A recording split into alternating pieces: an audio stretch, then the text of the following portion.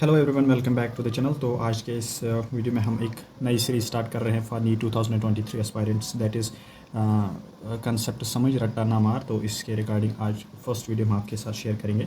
Hope you will enjoy and hope you will find these videos helpful for you. And before starting, if you are new here, then consider to like us to make these videos reach more people, and also if you are new, then consider to subscribe. So today's topic is Kelvin cycle. First and foremost, that is photosynthesis is the process by which plants are able to synthesize their food, which is actually the sugar. So उस sugar को synthesise करने के लिए plants में एक universal process होती है, that is called as Calvin cycle.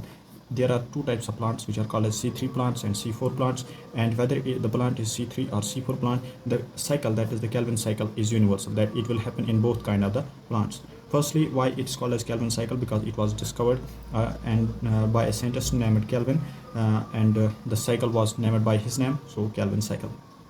So it was found that why it's called a cycle, because the process goes on in a cyclic manner. That's why it is called as a Kelvin cycle. Now first I will go through reading, and then I will summarize on a separate sheet the whole process. Okay, so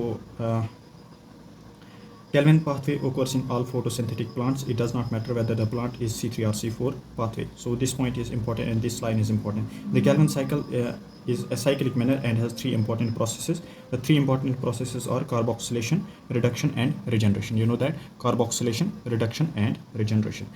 In case of the carboxylation, it is called as a crucial step of the Kelvin cycle. What happens in this? That is the carbon dioxide gets fixed. Carbon dioxide, as you can see here, carbon dioxide gets fixed with ribulose 1,5 bisphosphate and undergoes the carboxylation. That is the first step of the Kelvin cycle, and gets converted, or we can say the generation, the new product formed is 3-PGA, that is 3-phosphoglycerate. Here you can see that when carbon dioxide gets fixed with RUBP by the process called as carboxylation, there is the formation of the 3-PGA. These are formed, two molecules are formed which are called as 3-PGA. Okay. And one more thing, it has been called that this RUBP has both features, that it can undergo carboxylation as well as it can undergo oxygenation. That's why it's called as ribulose bisphosphate carboxylase oxygenase. Okay, this point you have to keep in the mind. Now in case of the carboxylation, what we got is 3-PGA. Now in case of the reduction, you can see here reduction. One point important, keep in mind that a reduction is not a single step reaction. There are multiple reactions going on in this main step, so it's a series of reactions which causes the formation of, finally leads the formation of the glucose. The steps involve utilization of two molecules of ATP. There, what is the net utilization is 2 ATP molecules are utilized, and utilize it for phosphorylation, and 2 NADPH for reduction of CO2 molecule fixed. जो 3-PGA में CO2 molecule fix हो गए, जो यहाँ से आ गया है, उसको फॉस्फोराइलेशन करने के लिए यहाँ पर इन case of the reduction step में 2 ATPs यूज़ हो जाएंगे, and for reduction 2 NADPH use हो जाएंगे. Keep in mind 2 NADPH and 2 NADPH and 2 ATP molecules are used in the reduction step of the Kelvin cycle. Okay, now the conclusive point here is given that the fixation of 6 molecules of CO2, it requires 6 molecules of CO2 to get fixed, and 6 turns of the Kelvin cycle to occur, which can lead to the formation of 1 molecule of the glucose. And you know that glucose is the actual sugar. Glucose is the product of the photosynthesis. Glucose is the ultimate goal of the photosynthesis, which is actually the sugar, and sugar is the food the plants prepare by themselves. But there is one more thing, that is after this glucose is formed, there remains more, there is a need of the synthesis of more of the glucose, and to keep this process uninterrupted. Uninterrupted means to keep this process continuously going on without a stop. So there needs to be one more step, which is called as the regeneration. Now we have to move what is the regeneration. In case of the regeneration of the CO2 acceptor, you know that here RUBP has accepted the CO2. Now this RUBP has to be regenerated. RUBP is actually the CO2 acceptor molecule in the carboxylation process. Now in regeneration, RUBP has to be regenerated. RUBP is again the crucial step in the cycle to continue uninterrupted. So to regenerate RUBP regeneration step is there in the Kelvin cycle. The regeneration step requires 1 ATP. So here 1 ATP is utilized for phosphorylation to form RUBP. So total, if we see there, see here, there are 2 ATPs are utilized here, and 2 NADPH molecules are utilized here, and 1 ATP molecule is utilized here. So these are the 3 steps of the Calvin cycle you see, and this is universal to both photosynthetic plants, whether that is C3 or C4.